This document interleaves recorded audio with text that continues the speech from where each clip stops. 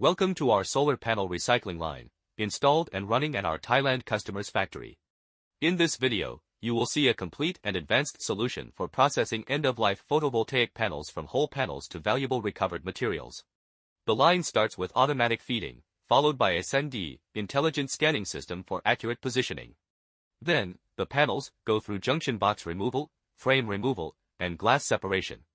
After that, the back sheet is cut, and the material is shredded and milled into fine particles. With the help of a vibrating screen, gravity separation, and electrostatic separation, we efficiently recover metals and other valuable components.